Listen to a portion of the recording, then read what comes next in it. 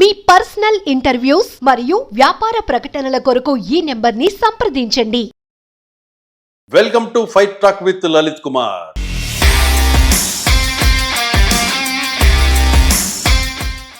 ఈరోజు మన అతిథి ప్రముఖ పొలిటికల్ అనలిస్ట్ కేఎస్ ప్రసాద్ గారు. నమస్తే ప్రసాద్ గారు. నమస్కారం సార్. ఎలా ఉన్నారు సార్? బాగున్నాం సార్. సంతోషంగా ఉన్నారా, బాధగా ఉన్నారు? ఇంకా ఏం బాధ ఏం లేదు సార్. రోజు బాగా తిట్లు తింటున్నాం. ఎవరితో? ఎవరమ్మా వాళ్ళకుంటారు కదా, బాగా తిడుతున్నారు. తిడుతూనే ఉన్నారు బాగా. రిజల్ట్స్ వచ్చే ముందు చాలా కాన్ఫిడెంట్ గా ఉన్నారు కదా. మన ఆంధ్రప్రదేశ్ అన్నదాన్ని నేను ఎప్పుడు ఎలా చూశానంటే sir, rice bowl of India అంటారు. నెక్స్ట్ మన అన్నపూర్ణ ఆంధ్రదేశం, కృతజ్ఞతాభావం ఎక్కువ ఉంటుంది అనుకున్నాను. పెట్టించి చేయని మర్చిపోరు. సో దాంట్లో ఏమవుతుందంటే సక్సెస్ రేషియో నేను ఇప్పుడు ఇందాక నుంచి చెప్తుంది. గమనించవలసిన విషయం ఏంటంటే కులం చూడడం, మతం చూడడం, రాజకీయం చూడడం మన దగ్గర జగన్మోహన్ రెడ్డి ఏం చేసింటే, జగన్మోహన్ రెడ్డి పాలన బ్రహ్మాండంగా చేశాడు అని అంటారు. అంటే బ్రహ్మాండం అని నేను చెప్పను, వాట్ దే వాంట్ అన్నది అది ప్రాపర్గా అడ్రస్ చేయబడి. ఇప్పుడు బ్రహ్మాండం జరిగితే 11 స్థానాలు ఎందుకు వస్తాయి? అదే నేను ప్రతిదానికి ప్రశ్న సమాధానం అందరే ఉంటాం. అవును. ఇప్పుడు మనం బ్రహ్మాండం మనం నేను కితాబ్ ఇవ్వడం కాదు కదా, but they need something else, they need something more. Sharmila గారి పరిస్థితి ఎలా ఉండబోతుంది? Time waste sir. ఎంత టైం వేస్ట్ అంటే రాష్ట్రానికి ఏమీ తెలియని కోతి కొబ్బరిగా దొరికినట్టు పిసిసి అధ్యక్షురాలు చేశారు. గతిరే నమ్మకం మతిరేణ మొగుడు అన్నట్టు వాళ్ళకి తీసుకొచ్చి వాళ్ళు నెత్తికి పెట్టారు కాంగ్రెస్కి. భవిష్యత్తులో ఇప్పుడు కూటమి ఇలాగే ఉంది అనుకోండి, జగన్మోహన్ రెడ్డి గారు రాగలుగుతారు మళ్ళీ? అప్పుడే అతనికి ఈజీ అవుతుంది. జగన్మోహన్ రెడ్డికి ఈజీ అవుతుందంట ఆబ్వియస్లీ. ఎందుకంటే ఈ 5 ఏళ్ళ ప్రభుత్వ వ్యతిరేకత నెక్స్ట్ ఎలక్షన్స్కి ఎలా లీడ్ అవుతుంది? తమిళనాడు రాజకీయమే. 5 ఏళ్ళు నువ్వు ఆగు, 5 ఏళ్ళు ఏదైనా చేయను. అంటే వ్యతిరేకత అంటే ఏ అంశాలు చెప్తున్నారు మీరు? నమస్తే ప్రసాద్ గారు. నమస్కారం సార్. మీ పొలిటికల్ అనాలిసిస్లో గత ఎలక్షన్స్లో మీరు చేసిన సర్వేలు ఇవన్నీ కూడా నియోజకవర్గాల వారీగా మీరు చాలా పిన్ టు పిన్ చేసుకొచ్చారు. కానీ ఎక్కడ తేడా కొట్టిందంటారు? ఇందులో తేడా ఏం లేదు సార్. నా analysis I'm strict to my guns from the day one. 80 మందిని ఎప్పుడైతే మార్చాలో మన దగ్గర రీప్లేస్మెంట్ ఆప్షన్. రెండోది ఏంటంటే నేను చేసిన సర్వే అంతా అందరూ అది అనుకుంటారు, ఈ సెపాలజిస్ట్ టైప్ నేను సర్వే చేయలే. సంక్షేమ ఫలాల మీద నేను సర్వే చేశాను. ఓకే. డాక్టర్ మునిబాబు అని నాకు సబ్ జూనియర్ ఆంధ్ర యూనివర్సిటీలో ఈ సర్వే ఆఫ్ ఇండియా దగ్గర నుంచి వచ్చిన స్టాటిస్టిక్స్, నెక్స్ట్ రేషన్ కార్డులు, వీటిలన్నిటి మీద ఓవరాల్గా అసలు ఈ సంక్షేమ ఫలాలు గ్రౌండ్ లెవెల్ రీచ్ నేను ఎప్పుడు చెప్తూ ఉంటాను. నేను కొంతమంది ఐఏఎస్ ఆఫీసర్స్తో ట్రావెల్ అయిన ఉదంతంలో 5% కనుక సంక్షేమాలు ప్రజలకు వెళ్తున్నాయంటే వండర్, 10% రీచ్ అయితే మెరాకిల్ అన్న దగ్గర the success ratio is more than 98%. So దాంట్లో ఏంటంటే ఆ క్యూరియాసిటీ నాకు ఎక్కువ పెరిగి ఈ సామాజిక వర్గాల పరంగా కొంత సెక్టర్కే ఎక్కువ ప్రభావితం అవుతుంది కాబట్టి వాళ్ళతో నేను ట్రావెల్ చేసి తీసుకున్న డేటాతో 40% రెస్పాన్స్ బాగానే ఉంది as for as YSRCP is concern. But మనం రాష్ట్రం ఎలా ఉందన్నది మీరు గమనించుకోగలిగితే 23 స్థానాలకు పరిమితం చేసిన తెలుగుదేశాన్ని వైఎస్ఆర్సీపీ 11 పరిమితం చేశారు. ఇప్పుడు మీరు ఒక సీనియర్ జర్నలిస్ట్, మీకు తెలియదు కాదు. ఇప్పుడు తమిళనాడు తరహా పాలిటిక్స్లో నాకు తెలిసి డిఎంకే అధినేత కరుణ అనేది ఒకటే చెన్నై హార్బర్ నుంచి గెలిచాడు, మిగిలిన ఏఐడిఎంకే గెలిచింది. సో ఆ తరహా రాజకీయానికి ఆంధ్రప్రదేశ్ అడాప్ట్ అవుతుంది. They doesn't want strongest opposition and they doesn't want opposition voice at all. నీకు మ్యాండేట్ ఇస్తున్నావు, ఏం పని చేస్తావు చేసుకుంటారా. This is what. ఎప్పుడైతే మనం చూడండి ఇనీషియల్ హికప్స్, మనం సంక్షేమాల గురించి వినడం ఎగ్జిక్యూషన్ అనే దగ్గర జగన్మోహన్ రెడ్డి గారు ఒక చిన్న పొరపాటు చేశాడు. ఎలాంటి పొరపాటు అంటే ఇవి ఎవరు వచ్చినా నేను ఆపలేడు అన్నాడు. అప్పుడు ఏమవుతుంది, ప్రజలు చీట్ల పాటు కలవడపడతారు వేలంపాటికి. అవును. ఏమంటారు, 4,000 పెన్షన్ అంటే 3,000 అంటే 4,000 ఇస్తాను అంటున్నాడు. ఈయన ముఖ్య నిలిగి ఇంకో 5,000 పెంచుతాను అంటాడు. జగన్ చేసేటియే చేస్తా అంటున్నాడు, జగన్ కంటే ఎక్కువ ఇస్తా అంటున్నాడు. ఇప్పుడు మనకి అవును ముఖ్యమంత్రి అంటే తండ్రి స్థానం సార్. అంటే ఆ పాయింట్, ఆ రహస్యం చెప్పేశాడు జగన్. ఎవరు వచ్చినా ఇయ్యలేరు, ఎవరు వచ్చినా ఇవి చేయాల్సిందే అన్నాడు. అంటే ఇప్పుడున్న సర్కమ్స్టాన్సెస్ లో ఇది నేను చేయడానికి సిద్ధంగా ఉన్నా. అవును. కానీ కొత్త వాళ్ళు వచ్చి ఎలా చేస్తారన్న దగ్గర మళ్ళీ చంద్రబాబు నాయుడు గారికి జగన్మోహన్ రెడ్డికి కంపారిజన్ వచ్చింది. ఏమీ లేని రాష్ట్రం నీకు 100 కోట్ల ఖజానాలో పెడితేనే ఎంత సంక్షేమం చేయగలిగిన జగన్మోహన్ రెడ్డి, చంద్రబాబు గారికి అపారమైన అనుభవం ఉంది, ఇన్ని వేల కోట్లు ఇంత ఇది ఉన్నప్పుడు ఈయన ఖచ్చితంగా ఇంకా అద్భుతాలు చేస్తారన్నది ఈల్డ్ అవడానికి ఛాన్స్ పెరిగింది. ఎప్పుడైనా ఈల్డింగ్ అన్నది ఉంది అనుకోండి సార్, అప్పుడు ఏమవుతుంది, అక్కడ ఎక్స్క్యూజెస్ తీసుకోవడం ఛాన్స్ ఉంటుంది ప్రజలకి. ఎలాగా, పెన్షన్ ఇంకొక ఎక్స్ట్రా ఇస్తారట, నెక్స్ట్ ఈ ఉచిత అన్నదానికి ఇంకో కొత్త, ఇప్పుడు నవరత్నాలు ఏవైతే ఉన్నాయో అవి ముట్టుకోలేమంటున్నారు. వీళ్ళేమో ఇంట్లో ఎంతమంది ఉంటే ఇంకా పిల్లలందరికీ ఇస్తాం అంటున్నారు. రెండోది ఉచిత గ్యాస్, దీనికి తోడు ఇంకా యాడెడ్ యాడ్జెక్ట్ ఉచిత గ్యాస్ 3 సిలిండర్లు. తర్వాత ఇంకేముంది, మన ఆడవాళ్ళందరికీ కర్ణాటక అండ్ తెలంగాణ తరహాలో ఫ్రీ బస్, ఉచిత బస్సు కూడా ఇవన్నీ చెప్పగానే పేపేగా ఉంటాయి. ఇప్పుడు మనకేమో సార్ ఈ రూమ్ని ఇలాగా ఎంత చక్కగా డెకరేట్ చేస్తే ఈ ఈ పక్క స్క్రీన్ బాగుంటుంది సార్, ఈ స్క్రీన్ బాగుంటుంది సార్ అని నాకు ఆప్షన్ ఉంది ఇక్కడ అవును. బై సీయింగ్ అన్నప్పుడు. సో ఖచ్చితంగా ఆప్షన్ ఏది బాగుంది, ఇది చాలా అట్రాక్టివ్గా ఉన్నప్పుడు ఇటు పక్క నేను ఈల్డ్ అవుతాను. అది జరిగింది. మీరు రిజల్ట్స్ వచ్చే ముందు చాలా కాన్ఫిడెంట్గా ఉన్నారు కదా. అంటే నేను రిజల్ట్స్ మన ఆంధ్రప్రదేశ్ అన్నదాన్ని నేను ఎప్పుడు ఎలా చూశానంటే sir, rice bowl of India అంటారు, నెక్స్ట్ మన అన్నపూర్ణ ఆంధ్రదేశం, కృతజ్ఞతాభావం ఎక్కువ ఉంటుంది అనుకున్నా, పెట్టించి ఏది మర్చిపోరు. అవును. సో దాంట్లో ఏమవుతుందంటే సక్సెస్ రేషియో నేను ఇప్పుడు ఇందాక నుంచి చెప్తుంది. అది గమనించవలసిన విషయం ఏంటంటే కులం చూడడం, మతం చూడడం, రాజకీయం చూడడం అన్న దగ్గర జగన్మోహన్ రెడ్డి ఏం చేశారంటే అందరికీ బంగారం పెట్టాడు. ఇది రాజకీయం ఈ రోజు దాకా జరిగింది ఏంటంటే డిమార్క్ చేసి రాజకీయం జరుగుతుంది. సే ఫర్ ఇన్స్టెంట్ మీరు వచ్చారు అనుకోండి, నేను తెలుగుదేశం అంటే మీరు ఆపుతారు, లేదా నేను వచ్చాను మీరు వైఎస్ఆర్సీపీ అంటే ఆపుతాను. ఇది ఎప్పుడైతే ఆ ఫ్రిక్షన్ లేకుండా అందరూ ఏమందరూ భయ్ మా తెలుగుదేశం రామారావు గారు 2 రూపాయల కిలో బియ్యం రేషన్ బియ్యం ఇంటికి తీసుకొచ్చేస్తున్నారు ఏంద్రా అని వాళ్ళు ఎప్పుడు అటుపక్కే ఉంటారు కదా సార్. ఇప్పుడు మీరు ఇందులో గమనించవలసిన విషయం ఏంటంటే 2 పార్టీల కింద ఎక్కాసైన 40% ఓటు బ్యాంక్ ఉంది. అవును. ఇప్పుడు మనం ఒక ఎగ్జామ్లో గ్యారంటీగా పాస్ అవుతాం అన్న దగ్గర తర్వాత ఏంటి మా కాలేజీలో నా ఫ్రెండ్ వాడు ఉండేవాడు, వాడు రిజల్ట్స్ వచ్చిన తర్వాత కాలేజ్ ఫస్ట్ నాదేరా అని చెప్పేవాడు. రిజల్ట్స్ వచ్చిన తర్వాత అది 40% 50% తేలుతా. మీరు జగన్మోహన్ రెడ్డి పథకాలనే చూసేసి నేను సర్వే చేశాను, ఆ ఆస్పెక్ట్లోనే చూశాను అంటున్నారు. మీరు అరాచకాన్ని కూడా చూడలేదా? నేను మీకు ఒకటి గుర్తుంచుకోండి సార్, నేను మీరు కూడా స్కూల్ నుంచి చదువుకుని వచ్చిన వాళ్ళు. We know the facilities of elementary school. Bathroom వస్తే ఎక్కడికి వెళ్ళాలో తెలియని నిస్సహాయ స్థితి నుంచి ఆ స్కూల్లో పరివర్తన చెందిన విధానం నేను ప్రత్యక్షంగా చూశాను. తర్వాత ఒక ఆర్బీకే సెంటర్, తర్వాత విలేజ్ క్లినిక్, తర్వాత గడప గడపకి డాక్టర్ ఫెసిలిటీ అన్నది, ఇవన్నీ చాలా ప్రభావితం అవుతున్నాయి దేశంలో ఎక్కడ. తర్వాత కరోనా పాండమిక్ సిచ్యువేషన్లో మన రాష్ట్రానికి అందిన సర్వీసెస్, వీటితో ఎవరైనా సరే ఇప్పుడు ఒక ప్రజాస్వామ్యంలో ఒక డెమోక్రసీలో ఓ ప్రభుత్వ స్థాపన ఎలా జరుగుతుంది అన్నది చూసుకుంటే, ప్రభుత్వ స్థాపన 151 స్థానాలు ప్రజలు ఇచ్చిన దగ్గర నేను వేలెత్తి చూపించడానికి I'm not related to any party. Okay.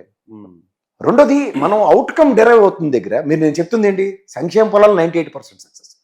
తర్వాత విద్యాసిన్హా కమిటీ మీకు తెలిసే ఉంటుంది, ఇది చిన్నపిల్లల బాల కార్మికుల్ని 10 లక్షల మందిని ఆవిడ రిఫార్మ్ చేస్తేనే విద్యాసిన్హా కమిటీ సూపర్ అన్నాం. సిన్హా కమిటీ అలాంటిది 24 లక్షల పైచీలకి పిల్లలు బడిబాటిని పెడితే ఇట్ ఈస్ ఎ బ్యూటిఫుల్ రిఫార్మేషనే కదా సార్. తర్వాత విద్యా ప్రమాణాలు పెంచడానికి పిల్లలకి ట్యాబ్, ఇవాళ మన ఇంటికి వెళ్తేనే ఫోన్ పట్టుకొని పిల్లలు ఉన్నారు, పిల్లలు ఫోన్ లాక్కుంటారు మన దగ్గర, తెలుసు కదా మీకు. అవును. నాకైతే పిల్లలు లేరు, మీకు తెలుసు. అవునవును. అలాంటి వ్యవస్థలో ఇవాళ ఏమీ లేనివాడికి ఒక ట్యాబ్ అన్నది ఎలాంటిది ఉంటుంది. కొన్ని విప్లవాత్మకమైన నిర్ణయాలతో ప్రజాస్వామ్య పరిరక్షణ నేను చూసిన, నాకు దగ్గర 55 సంవత్సరాల్లో నేను చిన్నప్పటి నుంచి నాకు పాలిటిక్స్ చాలా ఫ్యాసినేటెడ్ టు పాలిటిక్స్. అంటే ఇప్పుడు మీరేమంటారంటే జగన్మోహన్ రెడ్డి పాలన బ్రహ్మాండంగా చేశాడు అని అంటారు. అంటే బ్రహ్మాండం అని నేను చెప్పను, వాట్ దే వాంట్ అన్నది అది ప్రాపర్గా అడ్రస్ చేయబడింది. ఇప్పుడు బ్రహ్మాండం జరిగితే 11 స్థానాలు ఎందుకు వస్తాయి? అదే నేను ప్రతిదానికి ప్రశ్న సమాధానం అందరే ఉంటాయి. అవును. ఇప్పుడు మనం బ్రహ్మాండం నేను కితాబ్ ఇవ్వడం కాదు కదా, but they need something else, they need something more. ఇప్పుడు మీకు ఒక మొనాటమీ బ్రేక్ చేయడం అనేది ఉంటుంది సార్. ఇప్పుడు జర్నలిజంలో మీరు చదువుకున్నప్పుడు, నేను చదివిన జర్నలిజం, నేను ఐఎమ్ నాట్ ఎప్పుడు నేను ఎక్కడ పనిచేయలేదు జర్నలిజం, బట్ చదువుకున్నాను నేను జర్నలిజం. దాంట్లో ఏమవుతుందంటే విలువలు విశ్వసనీయత అన్న దగ్గర ఇప్పుడు గతంలో మనం శాంతి స్వరూప్ గారి వార్తలు చదివినట్టు ఇప్పుడు ఎవరైనా చదవగలుగుతుంటారు లేదు. ఇప్పుడు ప్రతి ఒక్కరు శాంతి స్వరూప్ గారు ఎవరో చచ్చిపోయినప్పుడే ఆయన దాంట్లో జీవించి చెప్పేవాడు వార్త, కానీ ఇప్పుడు ప్రతిదానికి జీవించి చెప్తున్నారు. మీకు అర్థమైందా? సో ఈ జర్నలిజంలో మనం అన్ని చూస్తున్న జర్నలిజంలో ఇప్పుడు రిపబ్లిక్ టీవీ వాడు ఉంటాడు, ఇది బ్రేకింగ్ చచ్చిపోయింది, ప్రపంచం తెరబడిపోయింది అంటాడు. తెల్లారు లేస్తే కనీసం స్మాల్ సిటీ ఎడిషన్లో కూడా ఇంత స్క్రోలింగ్ కూడా ఉండదు. మీరు గమనించారా? సో ఎంతూజియాజంతో చెప్పే జర్నలిజానికి, అలాగే మనం ఒక ప్యాషన్తోనూ ఎంతూజియాజంతో చేసే రాజకీయాన్ని చూసిన వాళ్ళకి మొనాటమీ బ్రేక్ అయింది అనుకోండి సార్, ఇది ఏంటన్న క్యూరియాసిటీ పెరుగుతుంది మనకి. ఇప్పుడు ఆ క్యూరియాసిటీతో చూసిన విధానంలో నేను ఖచ్చితంగా అటుపక్క ఎక్కువ ప్రొవోక్ అయ్యాను. ఇక్కడ when you go in to the details, minute details అంటే నేను స్కూల్స్ చూశాను, ఆర్బీకే సెంటర్ చూశాను, అండ్ విలేజ్ క్లినిక్ చూశాను, సచివాలయ వ్యవస్థ చూశాను. విప్లవం అన్నది ఎలా సంతరించుకోండి. నేను ఒకటే మాట చెప్తాను, చంద్రబాబు నాయుడు గారు అంటే కూడా నాకు చాలా ఇష్టం. ఎందుకంటే ఇక రెవెన్యూ వ్యవస్థలో జరుగుతున్న అవకతవకలు కొంతవరకు నిరోధిద్దామని ఒక ప్రయత్నం అక్కడే మొదలైంది, ఏది ఈ సేవా సెంటర్ త్రూ. తర్వాత మీరు గమనిస్తే కిరణ్ కుమార్ రెడ్డి గారు వచ్చి మీ సేవా సెంటర్ ఇంకొంచెం యాడ్ చేసాడు దాంట్లో. ఈ సేవ మీ సేవ చూసిన నాలాంటి వాడికి దాంట్లో సంగతులు ఏంటో తెలిసిన వాడికి ఈ సచివాలయ వ్యవస్థ త్రూగా అవుట్ ఆఫ్ ద బాక్స్ అంటే రెవెన్యూ వ్యవస్థలో ఉన్న లోపాలని ప్రజలకి ట్రాన్స్పరెంట్తో అందుతున్నప్పుడు కొంత ప్రభావం చూపిస్తున్న ప్రజలకి దాని మీద మనం ఎందుకు వర్క్ చేయకూడదు? ఇవి నేను గమనించాను సార్. మీరు ఇది వాస్తవానికి మీరు కూడా దగ్గరికి వెళ్తే ఇప్పుడు మీరైనా నేనైనా ఒక జర్నలిస్ట్గా చూసి ఏముంటాయి ఆ కోణంలో ఎస్ ఇక్కడ ఈ ప్రజలకి ఎంత మంచి జరుగుతుంది అన్నది చూస్తున్నాం. మీరు అన్నట్టు ఇఫ్స్ అండ్ బట్స్ ఉంటాయి. ఇప్పుడు ఉదాహరణకి ఈ దసరా కాల సంబరాలు ఏమంటాయి, కర్రలతో చెదగొట్టుకుంటారు. మీకన్నా ముందు మా తాత ముత్తాల గురించి నేను ఒకసారి అడిగా, ఏంద్రా బాబు ఈ సంబరాలు అంటే, అప్పుడు ఏంటంటే ఉత్సవంలో కర్రలు, ఇప్పుడు పీర్ల పండుగ ఉంటుంది, వాళ్ళు పట్టుకుని ఎత్తుకుని వెళ్తారు. రొట్టెల పండుగ ఉంటుంది, అక్కడ రొట్టెలే చెప్తారు, పట్టుకొని తినాలి, ఏవో చెప్తారు. దీనికి మా ఊర్లో ఒకటి నేను చూశాను, ఎవరో పెద్దల కార్యక్రమం ఉంటుంది చూడండి, ఆడు అడవాడు పడిపోతాడు. ఏవేంద్రా అంటే, ఎందుకు యాదృచ్ఛికంగా ఇంటికి వెళ్ళాను. ఏవేంద్రా ఇవ్వాలంటే వాళ్ళు పెద్దవాళ్ళు పూజ ఉందిరా అదేంటి, మరి ఏం కావాలి అన్నది రమ్మంటే తీసుకొస్తాడు. కాదురా పిల్లోడు కావాలి, పిల్లిని తీసుకొచ్చి ఆ స్తంభం కట్టాలి, కార్యక్రమం చేయాలన్నాడు. నాకు కాసేపు అర్థం కాదు ఏంద్రా ఇదంటే, సరేరా అదేదో టెన్షన్ పడుతుందని చెప్పి ఎవరో పక్కన ఇంటి నుంచి పిల్లిని తీసుకొచ్చారు, కట్టారు అక్కడ. నేను నాకు తినంగా ఉండను కదా వెళ్ళి వాళ్ళ పెద్దవాళ్ళు ఎవరు అంటే అడిగాను, ఏంది ఇదంటే, ఏమో బాబు మేము కూడా 3 జనరేషన్స్ బట్టి చూస్తున్నాం, కార్యక్రమం ఎప్పుడు ఉన్నా సరే పిల్లిని కడతారు. ఇంకా క్యూరియాసిటీ పెరిగింది, ఏంటి పిల్లిని కట్టడం ఏంటి, ఏదో మన మంగళవారం ఏదంటే నల్ల కోడి చావు ఇవన్నీ చూసాం కదా, ఇదేంటి ఇదని ఒకసారి వెళ్తే పెద్ద ఆవిడ ఉంది ఊర్లో, ఆవిడని అడిగితే ఒకటే చెప్పింది, బాబు ఈ ఇంట్లో పూజలో పెట్టినప్పుడు పిల్లులు చూడండి మూతులు ఎడతాయి కదా అన్నిట్లోనూ పాలలో నాట్లు, ఈరోజు కొంచెం దేవుడి కార్యక్రమం టైప్ కదా, మూతి పెట్టకుండా నేను తాడు కట్టాం, ఇది తర్వాత నుంచి ఈ జనరేషన్ లో ఇప్పుడు ఆ చిన్నపిల్లలుగా చూసుంటాడు ఆ పూజ, ఇది అది ఆనవాయితీ అయిపోయింది, పిల్లిని కట్టాలేమో అని కట్టేస్తారు. అలాగా ఇప్పుడు ఈ రాజకీయాలు ఏంటంటే ఒక రాజకీయ నాయకుడితోనే రాజకీయం చేయడం అనుమతి అయిపోయింది. మీకు అర్థమవుతుంది సార్. ఆ మొన్నటి మేము జగన్మోహన్ రెడ్డి బ్రేక్ చేసాడు. అవును, మీకు చిన్న ఎగ్జాంపుల్ చెప్తాను.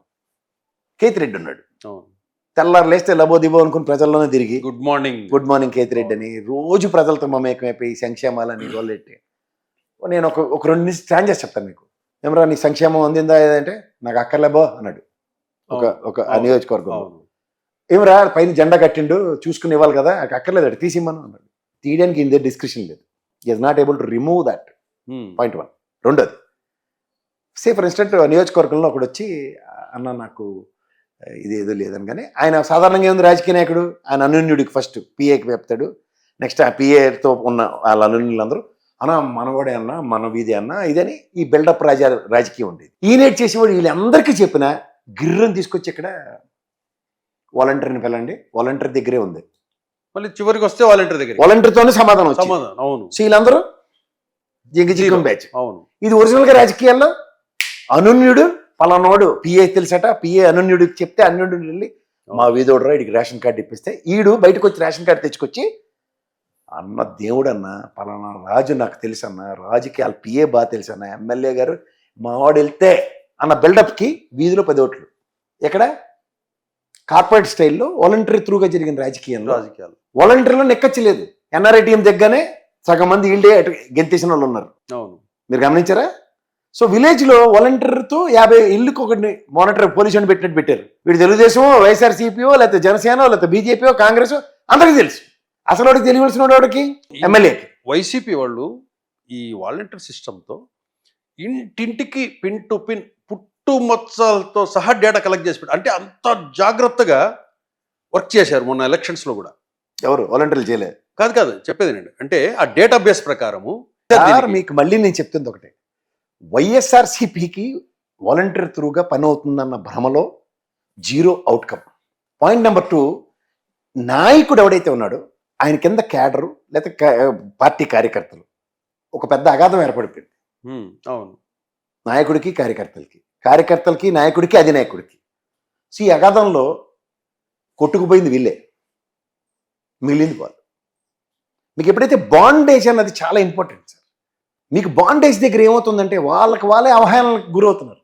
నాకే అపాయింట్మెంట్ లేదు, వాలంటీర్లు అనేది 0, వాళ్ళు చేయలేదని మీరు చెప్పేస్తున్నారు. 100% చేయలేదు. అది చేయడం కాదు, వాళ్ళ దగ్గర ఉన్న ఇప్పుడు సేఫర్ ఇన్స్టెంట్ మీరు అన్నట్టు ఇందాక ఒక 50 ఏళ్లకు ఒక వాలంటీర్ ఉన్నాడు.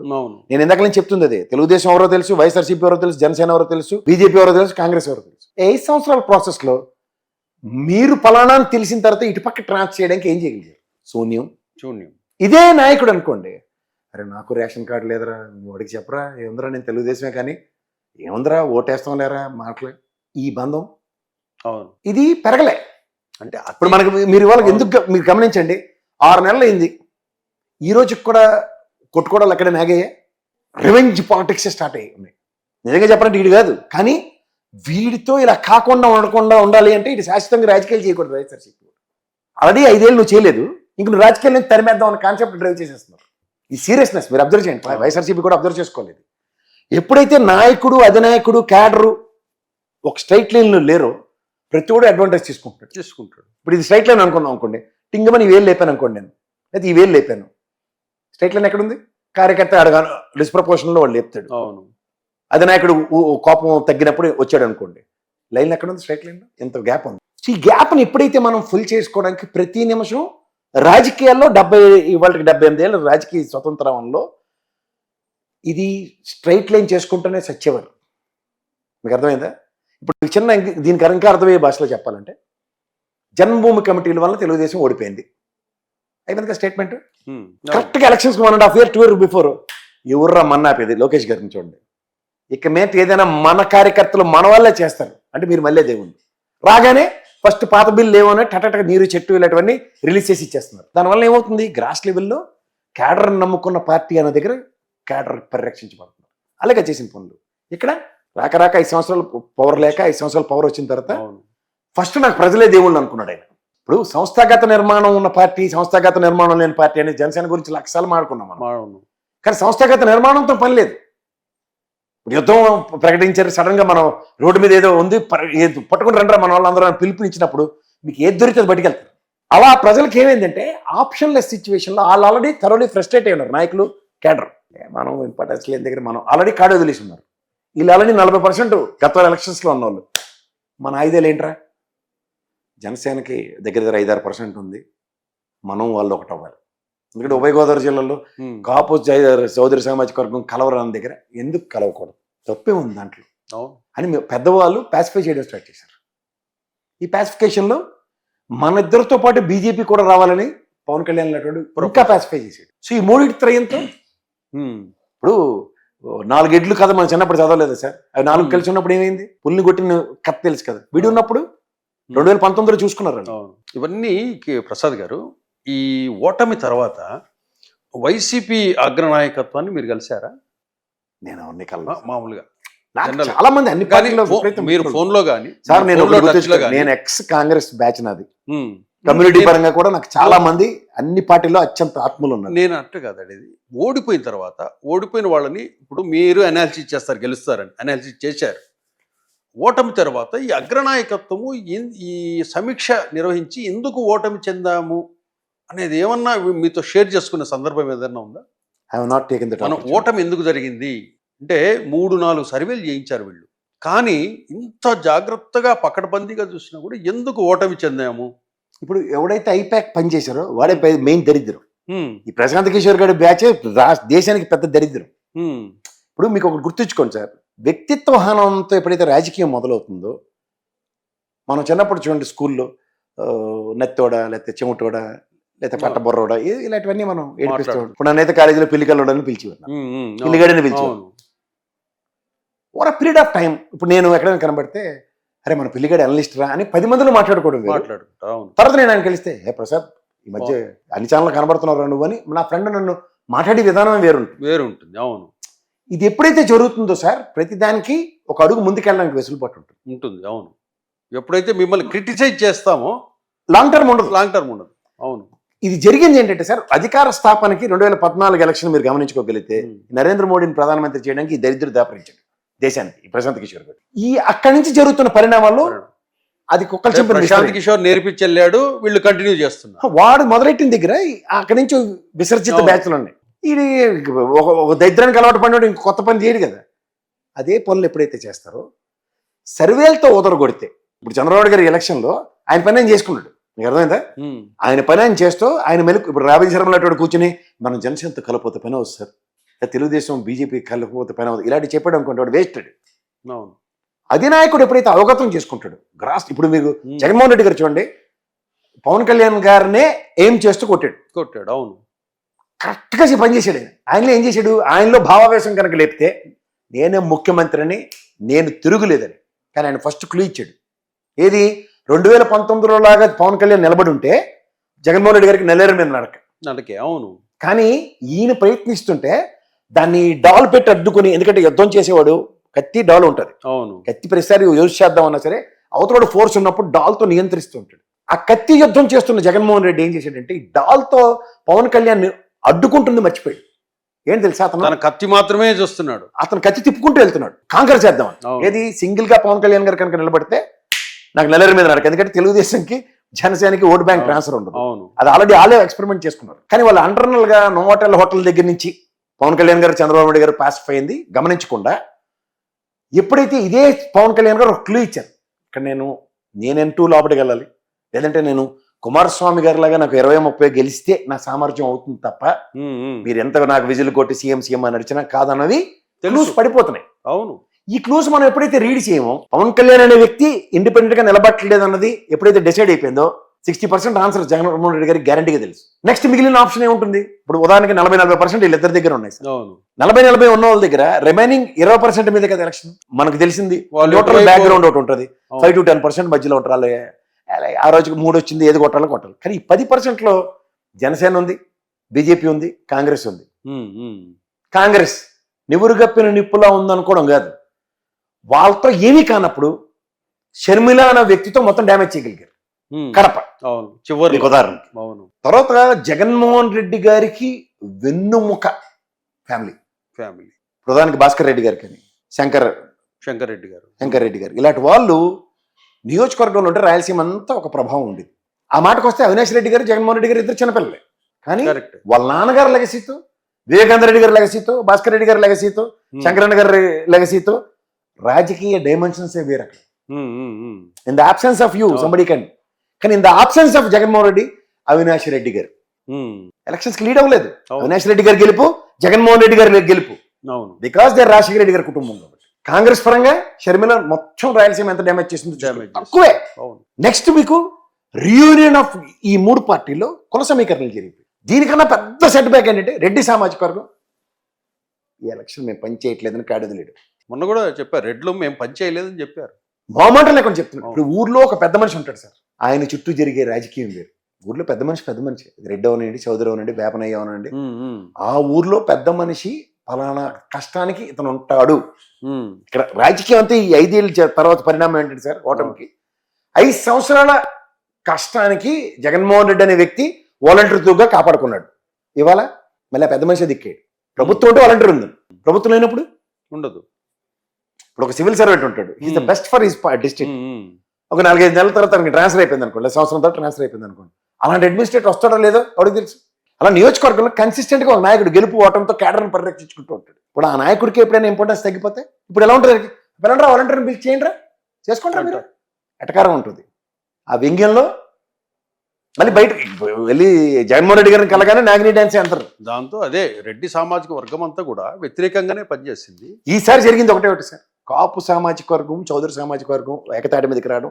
రెండోది చౌదరి సామాజిక వర్గం గతంలో రాజశేఖర రెడ్డి గారి మరణానంతరం ఎలక్షన్ ఓటమి తర్వాత 2019లో రెడ్డి సామాజిక వర్గం ఏకతాటి మీదకి వస్తే జగన్మోహన్ రెడ్డి గారు గెలిచారు. చౌదరి సామాజిక వర్గం ఏకతాటి మీదకి వస్తే అనుసంధానించుకుని కాపు సామాజిక వర్గం తేలితే 164. భవిష్యత్తులో ఇప్పుడు కూటమి ఇలాగే ఉంది అనుకోండి, జగన్మోహన్ రెడ్డి గారు రాగలుగుతారు మళ్ళీ? అప్పుడే అతనికి ఈజీ అవుతుంది. కూటమి కలిసి ఉంటే, జనసేన, బీజేపీ, టీడీపీ కలిసి ఉంటే జగన్మోహన్ రెడ్డికి ఈజీ అవుతుంది అంటారు. ఆబ్వియస్లీ, ఎందుకంటే ఈ 5 ఏళ్ళ ప్రభుత్వ వ్యతిరేకత నెక్స్ట్ ఎలక్షన్స్కి ఎలా లీడ్ అవుతుంది? తమిళనాడు రాజకీయమే. 5 ఏళ్ళు నువ్వు ఆగు, 5 ఏళ్ళు ఏదైనా చేయనివ్వండి. అంటే వ్యతిరేకత అంటే ఏ అంశాలు చెప్తున్నారు మీరు? ప్రభుత్వ వ్యతిరేకత ఉంటుంది కదా. అంటే మరి అంత వ్యతిరేకత అంటే జగన్మోహన్ రెడ్డికి వచ్చినంత వ్యతిరేకత కూటమికి ఉండదేమో అనుకుంటున్నాను నేను. అది హైపోథికల్ గా ఇవాళ ఎలా చెప్తాం? ఈ 6 నెలల పర్ఫార్మెన్స్ అంటే జగన్మోహన్ రెడ్డి మీద ఉన్న వ్యతిరేకత చాలా దారుణమైనది అని మీరు అనుకుంటున్నారు. మీరు అంత దారుణం ఉంటే 40% ఓట్లు రావు. 11 ఇక్కడ 40% ఓట్లు అంటే దాంట్లో ఒరిజినల్ ఓట్లు ఒక 20% ఉంటాయి, మిగతా ఒక 20% డబ్బులు ఇచ్చి కొనుక్కున్న ఓట్లే ఉంటాయి. అలా కాదు సార్, మీకు మీరు గమనించండి, ఏ రాజకీయ పార్టీ అయినా కూడా డబ్బులు పంచకుండా ఓట్లు వేయించుకోవాలి సార్. మీకు రాయలసీమలో తెలుగుదేశం గురించి తెలిస్తే ఇన్ డెప్త్ వాళ్ళు ఎన్నిసార్లైనా ఓడిపోవచ్చు, రాజశేఖర రెడ్డి గారి చేతిలో ఓడిపోవచ్చు, లేదా ఇన్బిల్ట్ గా 40 స్థానాల్లో ఆయన ఓటర్ మీద చూసారు తెలుగుదేశం అని చెప్పిన నా విశ్లేషణలు కూడా ఉన్నాయి. But if you can accept the vote bank అన్నది చూస్తే 30-35% కన్సిస్టెంట్ గా ఉన్నారు. రాష్ట్రం విభజించిన దగ్గర నుంచి 1983లో రాష్ట్రంలో తెలుగుదేశం పార్టీ పెట్టిన దగ్గర నుంచి ఒకసారి రామారావు గారు ఎంతంత మెజారిటీలతో గెలిచారో తెలుసు కదా, ఓడిపోయిన స్థానాలు ఎన్నో తెలుసు కదా. ఆ ఓడిపోయిన స్థానాల దగ్గర నుంచి కూడా మీరు ఇండివిజువల్ క్యాలిక్యులేషన్ నియోజకవర్గాలుగా చూస్తే 30-35% consistent performance for Telugu Desam is there. So మీరు అన్నట్టు ప్రతి పార్టీకి 40% గ్యారంటీగా ఈ 2 సక్సెస్ రేషియో ఉంది సిన్స్ దర్ ఎస్టాబ్లిష్మెంట్. కానీ మిగిలిన 20% ఎలా తీసుకురాగలడం అన్నది పార్టీ ఎఫర్ట్స్లో ఆధారపడింది. If case Jaganmohan Reddy bail రద్దయ్యే అవకాశాలు ఉన్నాయనేసి నిన్ననే కోర్టులో ఆ లిస్ట్ కూడా తెప్పించమనేది సుప్రీంకోర్టు ధర్మాసనం. ఇక్కడ ఈ జగన్మోహన్ రెడ్డి ఈ ఈడీ కేసుల్లో ఏదైనా ఇఫ్ కేస్ ఒకవేళ జైలుకి వెళ్ళే పరిస్థితి వస్తే నెక్స్ట్ వైసీపీ పరిస్థితి ఎలా ఉండబోతుంది? అంటే జగన్మోహన్ రెడ్డి ప్లేస్లో ఎవరు ఉండొచ్చు? ఫస్ట్ థింగ్ మీరు చెప్పినట్టు ఊహాజనితమైన వార్త అది, క్వైట్ ఇంపాసిబుల్. ఎందుకంటే రమణ గారు చీఫ్ జస్టిస్ ఉన్నప్పుడు ఆయన మీకు గ్యాప్ ఉందో లేదు ఫాస్ట్ ట్రాక్ కోర్టులు పెట్టి ఇలాంటివన్నీ సత్వరంగా పరిష్కరించండి ఉన్నారు. అవును, మీరు నేను అవును 5 ఏళ్ళు పొద్దుంది తర్వాత ఇంకో 2 చీఫ్ జస్టిస్లు మారారు ఇవాళ కన్నాగారితో కలిపితే అనంటారు కదంటారా. అవును సార్ ఇవన్నీ గౌరవ శాసనసభ్యుల మీద, గౌరవ పార్లమెంటరీల మీద, గౌరవ రాజకీయ సంబంధికుల మీద ఫాస్ట్ ట్రాక్ కోర్టులు ఇవన్నీ మధు కూడా అటువంటి లోపటేస్తే బయటకు వచ్చాడు, శివస్వరణ లోపటేస్తే మళ్ళీ ఎలక్షన్స్ అయిన తర్వాత గెలిచి చూపించిన ఉదంతాలు ఇవన్నీ దీస్ ఆర్ ఆల్ కంటిన్యూస్. దాని ఏమంటారంటే అభాండాలు వేయడం అంటాను టిల్ సచ్ టైం. నేను మీరు కాదు కదా గౌరవ సిబిఐ దగ్గర ఇవాళ మీరు జాగ్రత్తగా గమనిస్తే జగన్మోహన్ రెడ్డి గారి మీరు ఒకసారి మీరు అడిగిన ప్రశ్నలో ప్రజలకు చెప్పండి, ఎయిర్ క్లియర్ అవ్వాలి. ఇవాళ జగన్మోహన్ రెడ్డి గారి కేసులు ముందుకెళ్ళకపోవడం వెనక్కి వెళ్ళకపోవడం కాదు, డిశ్చార్జ్ పిటిషన్లు వేసి ఉన్నాయి కోర్టులు. నేను లా కూడా చదివాను అందుకని చెప్తాను. డిశ్చార్జ్ పిటిషన్లు అంటే ఈ కేసులకి నాకు సంబంధం లేదు డిశ్చార్జ్ చేయండి అన్నాడు. ఇదే గౌరవ సిబిఐ కోర్టు కానీ, గౌరవ హైకోర్టు కానీ, గౌరవ సుప్రీంకోర్టు కానీ డిశ్చార్జ్ పిటిషన్లు క్వాష్ చేసి మీరు కోర్టులో ఛార్జ్ షీట్లను ఎదుర్కోవాల్సిందే, కోర్టు పరంగా చర్యలు చెప్పినప్పుడు మీరు బెయిల్ రద్దు అవుతుంది ఏదని చెప్పొచ్చు. డిశ్చార్జ్ పిటిషన్ మీద ఇవాళ దాకా అవుట్కమ్ ఇవ్వనప్పుడు మీరు ఫాస్ట్ ట్రాక్ కోర్టు ఇవ్వండి, ఇంకేం కోర్టు ఇవ్వండి, వేస్ట్. కరెక్ట్. అయితే మీరు మనం ఏదో తపేలా ఛానల్లో బొగని ఛానల్లో అందరూ ఇలా నాలా జర్నలిస్టులు కాదు. ఎందుకు అంత అంత గ్యాప్ ఎందుకు తీసుకుంటుంది? కోర్టులు కూడా డిశ్చార్జ్ పిటిషన్లు వేసి ఎన్నో రోజులు అవుతుంది, కనీసం డిశ్చార్జ్ పిటిషన్లు ఏదో విషయం చెప్పాలి కదా. నా స్థాయి కాదు సార్ గౌరవ న్యాయస్థానాల గురించి మాట్లాడేంత స్థాయి మామూలుగా కుదరదు సార్, అది మన చేతిలో లేని విషయం. ఎందుకంటే ప్రయారిటైజేషన్ ఆఫ్ ద కేసెస్ లో చీఫ్ జస్టిస్ గారికి ఉన్నంత అవగాహనలో 1/10 కూడా మనకు ఉండదు. ఎందుకు తెలుసా? అభియోగాలు మోపబడ్డాయి అన్న దగ్గర క్రెడెన్షియల్స్ మనకన్నా ముందు అలా ఇలా గ్లాన్స్ వెళ్తారు. కాకుండా ఎవరైతే మన న్యాయమూర్తులు వాదిస్తూ ఉంటారో, గౌరవ న్యాయమూర్తుల సమక్షంలో లాయర్లు వాదిస్తూ ఉంటారో బ్రీఫ్ మీ అంటారు, క్రెడెన్షియల్స్ బ్రీఫ్ చేసేస్తారు, ఈయన పిలిచి బ్రీఫ్ మీ అంటారు, ఈయన బ్రీఫింగ్ ఉంటుంది. ఆయన బుర్రలో కాపాటు లేకుండా ఉన్నాడు. ఆయన ఉన్న తర్వాత ఈ కేసు ముందుకెళ్ళడానికి ఎంత కట్లబడేస్తారు, చచ్చూరుకుంటాడు ఆయన చదివేశారు కల్లా కాదు కదా. బ్రీఫ్తో వచ్చిన కంటెంట్తో they will come to a conclusion. ఈ కేసు నిడివి ఎంత ఉంటుంది, దీంట్లో ఉన్న కాన్సిక్వెన్సెస్ ఏంటి, ప్రోన్స్ ఏంటి, ఇందులోంచి నువ్వు ఎంత తీసుకొచ్చి ఈయన్ని ఫోర్స్ఫుల్ గా చూపించగలవు, లేదంటే నాన్ ఫోర్స్ఫుల్ గా ఎంత చూపించగలవు, అవుట్కమ్ మీద మనం కన్సిడరేషన్స్ ఇవ్వాలంటే ఏం చేయాలి? Outcome is nothing but judgement. ఇప్పుడు సిబిఐ ఈడీ పట్టుకుని తీసుకొచ్చాం సార్, ఎంత పెద్ద కేసు ఇది, అదేంటి బయట అంత 1,00,000 కోట్లు అంటున్నారు, మీరెంత చెప్పారండి ఫిగర్ అంటే 1,400 కోట్లు కాదు, ఎంత వేరియేషన్ ఉంటుందా, what is this non sense అన్నప్పుడు మీరు కూడా టీవీ ఛానల్ అవన్నీ చూసి ప్రభావితం అయ్యారా అని అడుగుతాడు గ్యారంటీగా జడ్జి అంటాడు. అవును, అప్పుడు వీళ్ళు ఏం చెప్తారంటే కాదు సార్ ఇది క్రెడిట్, మరి ఫస్ట్ ఆ ఎయిర్ క్లియర్ చేద్దాం తర్వాత మాట్లాడదాం, ఏ కేసులో ఏంటి అన్నది గ్యారంటీగా ఆర్గ్యుమెంట్ ఉంటుంది అక్కడ. ఇన్ని రోజులు నిడివిలో ఇలా ఆర్గ్యుమెంట్లు బేసిక్స్ ఏమీ లేకుండా ఇన్ని సంవత్సరాలు డ్రాగన్ అవుతుంది కదా. ఈ కేసు రేపటికి వాయిదా పడింది, ఎల్లుండి వాయిదా పడేది కాదు, తెచ్చావా దీనికి ఎవిడెన్సెస్ అంటే లేవు సార్. మన బీపీ ఆచార్య గారి కేసు మనీ లాండరింగ్ కేసు ఎప్పటి నుంచి పెట్టారు, మరి ఇదే గౌరవ సుప్రీంకోర్టు క్లీన్ చిట్ ఇచ్చి పంపింది కదా జగన్మోహన్ రెడ్డి గారికి. అవును, రాజశేఖర రెడ్డి హయాంలో కేసు.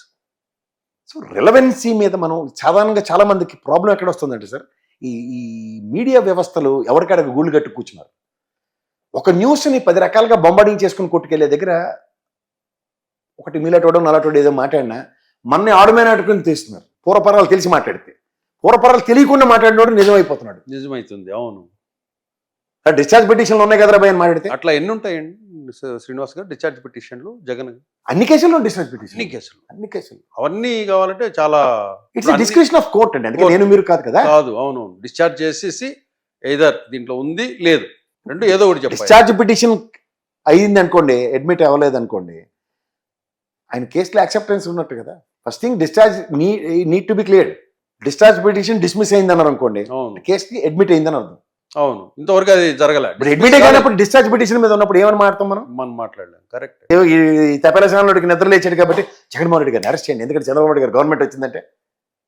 ఇప్పుడు జనసేన పార్టీ భవిష్యత్తు ఎలా ఉండబోతుంది ప్రసాద్ గారు? ఉగాది తర్వాత మాట్లాడదాం సార్. ఉగాది తర్వాత కొన్ని పరిణామాలు ఏంటంటే గ్యారంటీగా సంతరించుకుంటాం. ఆంధ్రప్రదేశ్లో ఈ లా అండ్ ఆర్డర్ ఇష్యూ వచ్చేసరికి, హోమ్ మినిస్ట్రీ దగ్గరికి వచ్చేసరికి కొన్నిటిలో ఈ టీడీపీ గవర్నమెంట్ కొన్ని వర్క్స్ చేయాలంటే భయపడతా ఉంది ఏం భయం కొన్ని నిర్ణయాలు. No no no no sir, మీరు ఒక సీనియర్ జర్నలిస్ట్, మీరు ఏదో మరి మీడియాలో ఉన్న ప్రశ్న అడుగుతున్నారు, కానీ కాదు కాదు కొన్ని విషయాలు మీకు చెప్తాను. ఉమ్. మీరు గమనించండి, సబితా రెడ్డి గారి దగ్గర నుంచి మనం మాట్లాడదాం. హోమ్ మినిస్టర్లు వాళ్ళే కదా.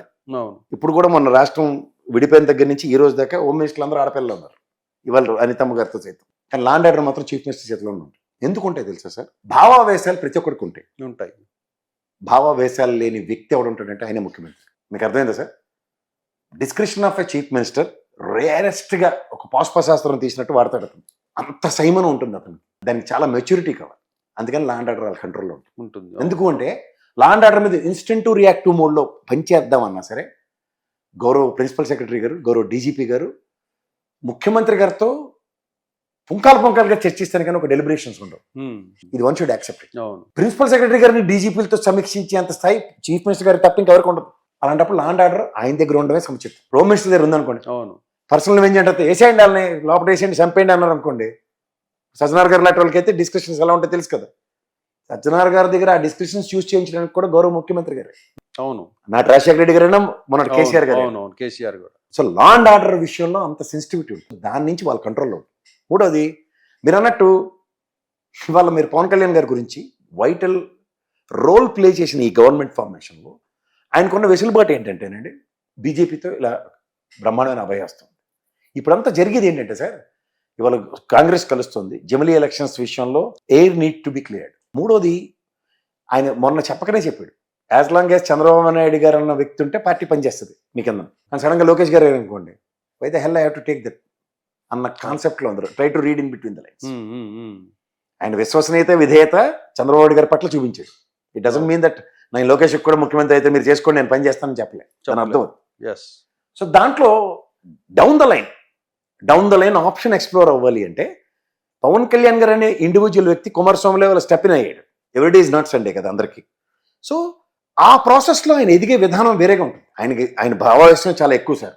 ఇవాళ ఆయనకి సరైన వ్యక్తి ఆయన చుట్టూ ఉండి ఆయన గైడ్ చేసినా, నెరేట్ చేసినా, ఇవాళ ఏంటంటే కేంద్రంలో చంద్రబాబు నాయుడు తెలుసుకున్నా, నితీష్ కుమార్ తెలుసుకున్నా దన్నం అనే ప్రభుత్వం అది. అవును. ఒక ఇన్విటబుల్ సిచ్యువేషన్. తప్పించి కాంగ్రెస్తో చాలా మంది ర్యాలీ అయిపోతారు, అవన్నీ భ్రమ. దీంతో కాంగ్రెస్కి ఒక 10 మంది ఎక్స్ప్లోర్ చేసినా కాంగ్రెస్కి ఎన్డీఏ కూటమి అక్కడ ఫామ్ చేసే సిచ్యువేషన్ లేదు. సో ఆప్షనల్గా జనరల్ ఎలక్షన్స్ ఆర్ ఇన్విటబుల్. ఇందులో చంద్రబాబు నాయుడు గారు చాలా సంయమనం పాటిస్తూ, విజ్ఞత పాటిస్తూ ఉండొచ్చేమో, కానీ నితీష్ కుమార్ మీద అయితే నాకు చచ్చిన నమ్మకం లేదు. Most inconsistent politician in the earth is for his own sake. ఆయన తప్ప ఇంకోటి ఉండడు. సో ఈ అంబిగ్యూటీ గవర్నమెంట్లో అది ఎన్నాళ్ళు ఉంటుందో అందరికీ తెలుసు. But as long as there Pawan Kalyan is the king in Andhra Pradesh. BJP ఆచ్ఛాదన చాలా ఎక్కువ. సో ఈ సర్కమ్స్టాన్సెస్లో ఆయన భవిష్యత్తుని మనం ఈ రోజు నిర్ణయించి, అది జస్ట్ గాలిబొడగలా కనబడుతూ ఉంటుంది. జనసేన పార్టీ 21కి 21 గెలుస్తుందని మీరు ఎక్స్పెక్ట్ చేశారా ప్రసాద్ గారు? ఆయన 21 గెలవడం, నేను చెప్తుంది అదే సార్, బ్యాక్గ్రౌండ్లో జరుగుతున్న మ్యూజిక్ ఈస్ టోటలీ డిఫరెంట్. ఇక్కడ బీజేపీ చాలా క్వైట్గా చాలా వైటల్ రోల్ ప్లే చేసింది. మీకు వ్యవస్థకి అష్టదిగ్బంధం జరిగింది అనుకోండి సార్, కాగల కార్యం గందరగోళాలు తీర్చినట్టు వాళ్ళ పని చాలా సులువు అవుతుంది. ఇప్పుడు వ్యవస్థ అంటే పోలీస్ ఎలక్షన్స్ కండక్ట్ చేస్తుంది, ఎలక్షన్ కమిషన్ కండక్ట్ చేస్తుంది. ఇప్పుడు అష్టదిగ్బంధంలో ఉన్నారనుకోండి, వాళ్ళ పని సులువా కష్టమా? అంటే మీరు దాన్ని డైరెక్ట్గా చెప్పండి. అంటే వ్యవస్థలను మేనేజ్ చేసి గెలిచారా అంటారా? వ్యవస్థను మేనేజ్, అదే నేను మీకు అంటలేదు. మీరు, నేను ఒక ఆర్గనైజేషన్లో పనిచేస్తుంటాను, నాకు ఆ బాస్ మీద నాకు రెస్పెక్ట్ లేదనుకోండి, ఏం పని చేస్తాం? నేను వ్యవస్థ అంటే ఇప్పుడు ఓటింగ్ వేయించుకునే నాయకుడు కూడా వ్యవస్థలో పార్టీ కదా, వాడు పార్టీ నాయకుడు అవ్వాలి. వాడిని నమ్మి క్యాడర్ పని చేయలేనప్పుడు కూడా వ్యవస్థ డ్యామేజ్ జరిగినట్టే కదా పార్టీ పరంగా. సో ఇవన్నీ అవతలకి అడ్వాంటేజ్ అవుతున్నప్పుడు ఎలా అయితే పొల్ల అయితే. పవన్ కళ్యాణ్ కూడా బీజేపీ ఏం చేస్తుందంటే సౌత్ ఇండియాకు ఒక బ్రాండ్ గా క్రియేట్ చేసి సనాతనం అనే అంశాన్ని తీసుకొని తమిళనాడు, కేరళ, ఇట్లా మన కర్ణాటకలు ఇవన్నీ బేస్ చేసేసుకొని ఒకటి వర్క్ చేయాలనేసి ఉద్దేశంతో పవన్ కళ్యాణ్ని వదిలేంది. ఇట్లా సక్సెస్ కాగలుగుతాడంటారా పవన్ కళ్యాణ్? ఇప్పుడు మీకు మాట చెప్తున్నాను, ఇప్పుడు కర్ణాటక ఆల్రెడీ బేస్ క్రియేట్ ఉంది. దెర్ ఆర్ సెవరల్ టైమ్స్ వాళ్ళు గవర్నమెంట్ ఫామ్ చేసిన బీజేపీ. మీరు అన్నట్టు అక్కడి నుంచి ఒక ఐడియాలజికల్, ఒక ఆధ్యాత్మిక చింతన ఉన్న ఒక సినిమా యాక్టర్ ఉన్నప్పుడు, ఉదాహరణ రజనీకాంత్ లాంటి ఉంటాడు, అంటే ఆయన ఇప్పుడు హిమాలయాల కాటికి వెళ్ళి తపస్సులు చేసుకుంటాడు తమిళనాడు పరంగా. అలాగే కన్నడ రాజ్ కుమార్ లాంటి వ్యక్తి ఆయన బతుకుంటే ఎగ్జాంపుల్. ఆయన ఒక రోల్ మోడల్ కింద సదర్న్ స్టేట్స్లో బ్రాండ్ క్రియేట్ చేయడానికి అలాంటి ఐ విల్ యాక్సెప్ట్ ఇట్. ఇంతో ఇప్పుడు he is not having any proper దాన్ని ఏమంటారు పార్టీ పరంగా ఎస్టాబ్లిష్ అవ్వడానికి ఈసారి నిలదొక్కున్నాడు ఆయన. అవును. ఇప్పుడు కూడా ఆయన క్షేత్రస్థాయిలో పార్టీ పరంగా ఆయన కేడర్ నిర్మించుకోవట్లేదు. రెండోది అంటే ఆయన దగ్గరికి వచ్చిన వాళ్ళందరూ సగం పారాచూట్ బ్యాచ్. 11 స్థానాల్లో 21లో తెలుగుదేశం నుంచి బాటర్ సప్లై చేసిన క్యాండిడేట్లే. అవును. మీకు అర్థమైందా? వైసీపీ నుంచి కూడా వచ్చారు. What ever you name it as. నేను ఐమ్ టాకింగ్ అబౌట్ అవును. ఇప్పుడు మనం ఒరిజినల్ ఎబిలిటీ మన ఇంట్లో దీపాలన్నీ కరెక్ట్గా వెళ్తున్నాయి అనుకోండి సార్. పక్కన దీపం ఒకటి వెలిగిందో అది ఒకటో ఫేజ్ కరెంట్ ఉందో 2 ఫేజ్ కరెంట్ ఉందో చెప్పడం చాలా సులువు. మన ఇంట్లో 2 ఫేజ్లు కరెంట్ పోయి అవతల ఇంట్లో కరెంట్ మొత్తం లేదంటే ఏం చెప్పాలి? ఆ 3 ఫేజ్ కరెంట్ కదా. 5 సంవత్సరాలు 10 సంవత్సరాల్లో జగన్మోహన్ రెడ్డి కూడా సరే ఫైట్ చేశారు. గత 5 సంవత్సరాలు ఓడిపోయారు, మళ్ళీ నిలబడ్డారు, గెలిచారు. గెలిచిన తర్వాత కూడా ఈ 5 సంవత్సరాల్లో పార్టీ నిర్మాణం మీద దృష్టి పెట్టాలి. అందరిది అదే ప్రాబ్లం ఉంటుంది సార్. ఎందుకట్లా వీళ్ళు ఎవరైనా అంతే సార్. మీరు వాళ్ళు మళ్ళీ చెప్తున్నాను, చంద్రబాబు గారు వాళ్ళు గెలిచి ముఖ్యమంత్రి అయ్యారు కదా, గతంలో జగన్మోహన్ రెడ్డి అయ్యారు కదా, ముందు చంద్రబాబు నాయుడు అయ్యారు కదా. అవునవును. ఈ రాష్ట్రం ఏర్పడింది. ఎప్పుడైతే బ్యూరోక్రాట్స్ కబంధ హస్తాలు వీళ్ళు చిక్కుంటారు, మొదట్లో చాలా ఆవేశం ఉంటుంది పార్టీ కార్యకర్తలు. ఎప్పుడైతే అడ్మినిస్ట్రేషన్ ఫంక్షన్స్ ఎప్పుడు రోజు ఫోకస్ వేరేగా ఉంటుంది కదా. అవును. ఆ ఫోకస్ ఎప్పుడప్పుడు బ్యూరోక్రాట్స్ తోనే ఆయన జీవితం ఉంటుంది. అప్పుడు పార్టీ కేడర్ ఎవరు కనబడరు, ఎవరికైనా అంతే. మళ్ళీ ఓడిపోయిన తర్వాత మళ్ళీ కార్యకర్తలు అని మళ్ళీ పరిగెత్తుకుంటూ వస్తారు. ఇప్పుడు జగన్మోహన్ రెడ్డి గారు కూడా సంక్రాంతి అది కుదరదు సార్. ఇప్పుడు ఎందుకంటే మళ్ళీ కార్యకర్తలు అని చెప్పి పరిగెత్తుకుంటూ పార్టీ అని ఇప్పుడు కాంగ్రెస్ పార్టీ ఉంటుంది, అధికారం ఒక్కోసారి 2 రాష్ట్రాల్లో ఒకేసారి 2 సార్లు రిటైన్ చేసుకుంటారు. ఎందుకంటే అది పార్టీ తలకైనా కొంత పైన వాళ్ళు చూసుకుంటారు. రాజశేఖర రెడ్డి గారు 2వ సారి గవర్నమెంట్ రావడానికి కారణం ఏంటి? పార్టీ ఐడియాలజీని తీసుకెళ్ళడానికి పైనుంచి ఎవరు బాధలు పడుతుంటారు. కానీ క్యాండిడేట్కి ఒక డైనమైట్ అని ఎస్టాబ్లిష్ చేసుకోవడానికి ఇతనికి ఒక సువర్ణ అవకాశం పార్టీ కల్పించింది. ఇక్కడ నేను డైనమైట్, నా పార్టీ డైనమైట్ అని ప్రూవ్ చేసుకోవాల్సింది రీజనల్ పార్టీ. అందుకే తెలుగుదేశం కానీ ఇప్పుడున్న వైఎస్ఆర్సీపీ కానీ ఒడిదుడుకులే చూస్తుంది. చూడండి, ఒకసారి గెలిచి ఒకసారి ఓడిపోయి. ఇందులో ఎవరు అతీతం కాదు. ఎందుకంటే ఆ time most of the time they cannot focus more on party అధినాయకుడిగా. అప్పుడు ఏమవుతుందంటే పార్టీ సార్ని కలనెవరైళ్ళు ఏమంటాడు, వెడ్డేస్తాడు, లోపలికి వెళ్ళినవాడు అని అందరిది అదే బాధ ఉంటుంది. అవును. ఏ పార్టీ అయినా సరే. ఎందుకు అడుగుతున్నాడు? అవతల రాష్ట్రంలో పార్టీ ఎంతమంది ఉంటారు సార్ సభ్యత్వాలు? లేకపోతే వాళ్ళందరినీ కలవడానికి కాదు కదా ముఖ్యమంత్రి అయ్యాడు. ఇది 5 కోట్ల ప్రజలను పరిరక్షించడానికి ముఖ్యమంత్రి. ఆయన అందరికీ పెద్ద దిక్కే. ఇది మన వల్ల కాదు. దాన్ని కోటి ప్రసాద్ గారు 2029 ఎన్నికల వరకు ఈ కూటమిలో టీడీపీ జనసేనలు కలిసే ఉంటాయని మీరు భావిస్తారా? అది ఒకటి ఎలా ఉంటుందంటే చాలా హైపోథెటికల్ గా ఉంటుంది. వీళ్లకు ప్రధాన శత్రువు అంటే బీజేపీని పక్కన పెడదాం, టీడీపీకి జనసేనకు ప్రధాన శత్రువు జగన్మోహన్ రెడ్డి. జగన్మోహన్ రెడ్డిని ఓడించడానికే వీళ్ళు కలిశారు, బీజేపీని తోడు తెచ్చుకున్నారు. బాగుంది. 2029 ఎన్నికలకి వీళ్ళు ఇలాగే కలిసి ఉంటారా? కలిసి ఉంటే జగన్మోహన్ రెడ్డికి నష్టమా, విడిపోతే జగన్మోహన్ రెడ్డికి లాభమా? ఇప్పుడు రేపు మీకు మళ్ళీ చెప్తుంది, ఇవన్నీ 29 దాకా రాష్ట్ర ప్రభుత్వం స్థిరంగా ఉండొచ్చు, కానీ కేంద్ర ప్రభుత్వం స్థిరత్వం మీద ఇవన్నీ ఆధారపడి ఉంటాయి. అక్కడ నితీష్ కుమార్ని నమ్మలేము. నేను నమ్మను, మిగిలిన నేనేం చేయలేదు. సో ఆబ్వియస్ గా అక్కడివి ఎప్పుడైతే మెయిన్ స్విచ్ అక్కడి నుంచి ఫ్లష్ అవుతుంది అనుకోండి, ఆ ఫ్లాష్ ని మనం నియంత్రించే సామర్థ్యం మన దగ్గర ఉండాలి. అవును. రేపు పవన్ కళ్యాణ్ గారు అనే వ్యక్తి పార్టీ పరంగా అన్న దగ్గర కన్నా వ్యక్తిపరంగా ఎలా పరివర్తన చెందుతాడంటే చాలా ఇంపార్టెంట్. ఇప్పుడు ఉదాహరణకి ఇప్పుడు బీజేపీ లాస్ట్ టైం నేను తెలుగుదేశం కలపమని నేను అడిగాను కదా, ఇప్పుడు మనకున్న సర్కమ్స్టాన్సెస్లో ఈ విధంగా మీరు పనిచేయడానికి ఇంకో టాస్క్ ఇచ్చింది అనుకోండి, అప్పుడు నేను కాంప్రమైజ్ అవ్వను కాబట్టి ఇప్పుడు మీరు ఏ విధంగా కాంప్రమైజ్ అవ్వను అనుకోండి, అప్పుడు ఏముంటుంది? ఇప్పుడు మీరు ఇందాక అన్నట్టు బీజేపీ ఒక శక్తికి ఎదగాలన్నప్పుడు జనసేన పార్టీ ప్యారల్ కాదు కదా, శివసేన లాంటి పార్టీనే మడతెట్టేశారు వాళ్ళు మహారాష్ట్రలో. వాళ్ళు తలుచుకుంటే పాల్ ఠాకరే గారు ఎక్కడ, వాళ్ళ కుటుంబం ఏంటి, ఎక్కడ ఉంది? వాళ్ళు ఎక్కడో పార్టీ రామారావు గారు ఎక్కడ ఉంది? తెలుగుదేశం కూడా చూడండి, మీరు గమనించండి, రామారావు గారు ఏంటి, వాళ్ళ కుటుంబం ఏంటి, వాళ్ళు చంద్రబాబు నాయుడు గారు. సో ఇవి రాజకీయాల్లో ఒక్కొక్క పార్టీ ఒక్కొక్క విధంగా పరివర్తన చెందుతుంటుంది according to the situation demands ని బట్టి. సో దాన్ని బట్టి మనం ఇవాళది మాట్లాడమంటే మాట్లాడగలం, కానీ సార్ హైపోథెటికల్గా 5 సంవత్సరాలు గ్యారంటీగా కేంద్ర ప్రభుత్వం ఉన్నప్పుడు మాట్లాడమంటే వేరేగా ఉంటుంది. లాస్ట్ టైం 303లో ఉన్నప్పుడు వాళ్ళు ఎవరిని పట్టించుకోరు. ఇప్పుడు ఇదే పవన్ కళ్యాణ్ సనాతన ధర్మం అనే అంశాన్ని తీసుకుని వెళ్తున్నాడు. ఈ సనాతన ధర్మము అనేది తీసుకెళ్తే మిగతా సామాజిక వర్గాలకు ఉంటాయి, మతాలు ఉన్నాయి కదా, ఆ మతాలు కూడా కొంచెం దూరం అయ్యే ప్రమాదం ఉంది కదా. ఏముండదు సార్, ఇప్పుడు రేపు వక్ఫ్ బోర్డు బిల్లు ఉంది, కేంద్ర ప్రభుత్వం పెట్టిన తర్వాత వీళ్ళ కథలు చాలా బయటకు వస్తాయి. ఆ బిల్లుకి సపోర్ట్ జగన్మోహన్ రెడ్డి ఇవ్వనని చెప్పాడు. వీళ్ళు ఆబ్వియస్లీ గవర్నమెంట్లో ఉన్నారు, వీళ్ళు పార్టీ పర్సన్స్గా. ఏమవుతుందో చూడండి, ఆ ప్రోన్స్ కాన్సిక్వెన్సెస్ చూడాలి కదా, మనం చూడాలి.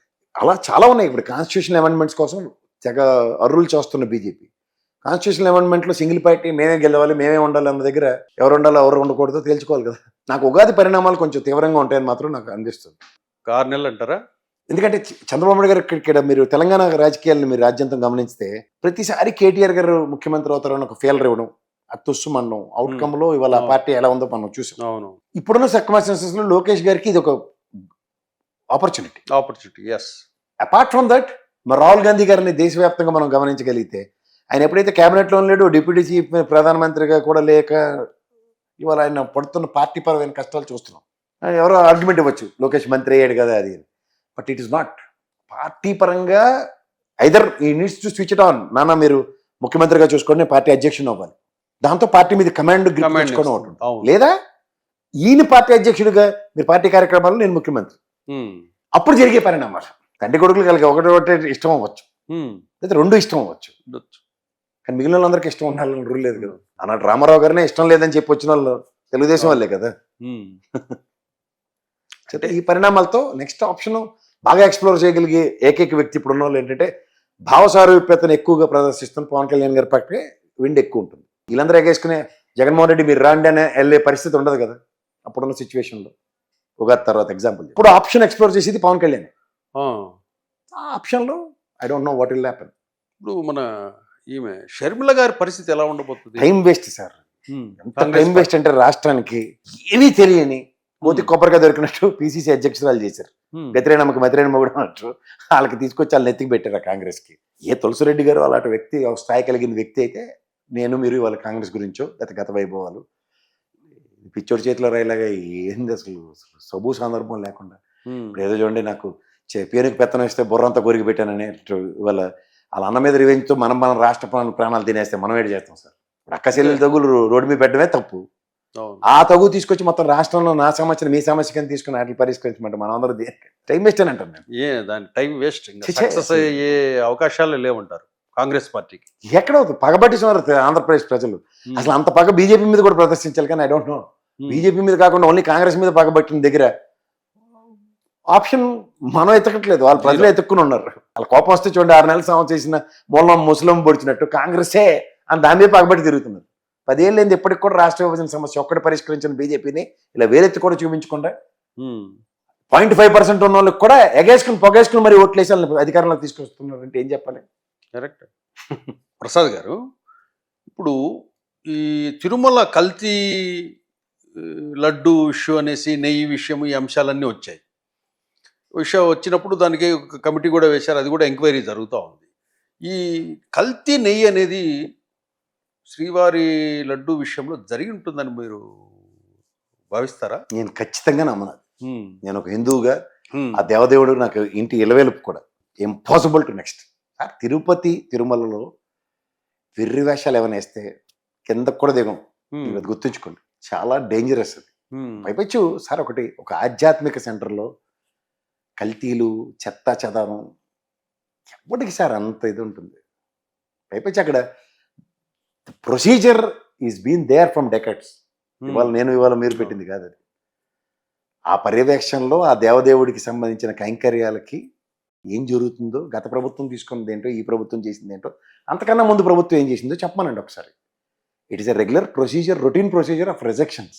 అక్కడ సెక్యూరిటీ చెక్ నామ్స్కి ఏవైతే ఎక్స్పెక్టేషన్స్ ఉంటాయో అవి లేనప్పుడు అది ఇవాళ ఏఆర్ కంటైనర్ లోపలికి వెళ్ళొచ్చు, రేపు అది ఏఆర్ కంటైనర్ వచ్చి ఆ క్వాలిటీ మీట్ అవ్వకపోతే గెట్ లాస్ట్. గతంలో చంద్రబాబు నాయుడు గారే తక్కువ కదా, ఆయన 18 సార్లు రిజెక్ట్ చేశారు. జగన్మోహన్ రెడ్డి గారి గవర్నమెంట్లో కూడా 24 సార్లు రిజెక్ట్ చేశారు. దిస్ రెగ్యులర్ రొటీన్ అండి. ఆ టెన్యూర్లో ఎవరు గవర్నమెంట్ ఉంటే అది వాళ్ళ బాధ్యత, మనోభావాలు సార్. హిందువు అయ్యి ఉండి ఎవడైనా ఆవు మాంసం గొడ్డు మాంసం తింటున్నాడు చెప్పండి. సో అది అందులో ఆ విషయం మనవరం కాదు సార్. శ్రీ వైష్ణవులు ఆ స్వామివారిని ఎలా నమ్ముకుంటారు, ఎంత నియమనిష్టం ఉంటారు, వాళ్ళ ఆధ్వర్యంలో ఆ లడ్డు ప్రసాదాలు తయారవుతాయి. ఒప్పుకుంటారు సార్ వాళ్ళు చెప్పండి. ఏ శ్రీ వైష్ణవుడైనా సరే ఆవు నెయ్యిలో గొడ్డు మాంసం కలుపుతున్నాం అని చెప్పి ఆ ఫ్యాట్ కంటెంట్ ఉందంటే ముట్టుకుంటారు వాళ్ళు. వాళ్ళు ఎంత నియమనిష్టలతో ఉంటారు. చూడాలి, ఎంక్వైరీ ఏదో కమిటీ వేశారు, చివరికి ఏమవుతుందో చూడాలి. ఏం అవ్వదు సార్. మీరు నెల వాళ్ళు పనికార పథకంలో రోజుకో సబ్జెక్ట్ తెచ్చి ఈ భోగనిశానంలో వాళ్ళు తెచ్చి వాళ్ళు నెత్తికేస్తారు రాష్ట్రానికి. ఇంకోటి ప్రసాద్ గారు, జగన్మోహన్ రెడ్డి గారి దగ్గర కోటరీలో ఒక 5-6 మంది రెడ్డిస్ ఉంటారు. సజ్జల రామకృష్ణారెడ్డి గారు, విజయసాయి రెడ్డి గారు, అట్లాగే పెద్దిరెడ్డి రామచంద్రరెడ్డి గారు ఇట్లా. ఈయన అప్పుడు ఈ 5 మందే ఉండేవాళ్ళు. మొన్న 5 సంవత్సరాల అధికారంలో ఉన్నప్పుడు వీళ్ళు 5 మందే ఉండేవాళ్ళు. మళ్ళీ తిరిగి ఆంధ్రప్రదేశ్లో ఈ కోఆర్డినేటర్ పోస్టులు కూడా వీళ్ళనే ఇస్తున్నారు. వీళ్ళ స్థానంలో ఇదే జగన్మోహన్ రెడ్డి గారు ఒక ఎస్సీ, ఒక ఎస్టీ, ఒక బీసీ, ఒక మైనారిటీ ఈ నాయకులను మాత్రం పెట్టుకోవటంలా కేవలం రెడ్డి కోటరీనే ఎందుకు పెట్టుకుంటే ఇది సమంజసం? ఎవరిని చూసేవాళ్ళకి కూడా బాగుండదు కదా సార్. అది ఒక రీజనల్ పార్టీ, ఎస్. వాళ్ళు ఒక ప్లానింగ్తోనూ లేకుండా ఎవరు ఉండరు. ఇప్పుడు చంద్రబాబు గారు అనుకోండి, ఆయన డయాస్ మీద కూర్చోబెట్టుకున్నప్పుడు ఒక బీసీ, ఒక ఎస్టీ మీరు అవును. చెప్పిన ఆ ఫార్ములా పాటించిందే, లేదా ఈవెన్ పొలిట్ బ్యూరోలో కూడా ఆ సమతుల్యత పాటించిందే ఆయన చేయరు. వీళ్ళది ఎలా ఉంటుందంటే సార్, వాళ్ళు పెద్ద తలకాయలు అంటారు.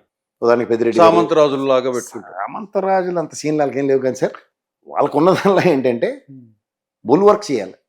అందులో నాకు తెలిసిన ఏకైక మేధావి విజయసాయి రెడ్డి గారు, మా గురుగారు సీనియర్. మిగిలినంతా వాళ్ళకి అంతంత ఇది పరిజ్ఞానాలు ఉన్నాయంటే నేను ఖచ్చితంగా యాక్సెప్ట్ చేయను. పెద్దిరెడ్డి గారు ఆ పొంగనూరు, ఆయన రాజకీయం అది వేరు. వాళ్ళ అబ్బాయి అపర మేధావి, వాళ్ళ అబ్బాయి మిథున్ రాజకీయం Mithun is totally a different character.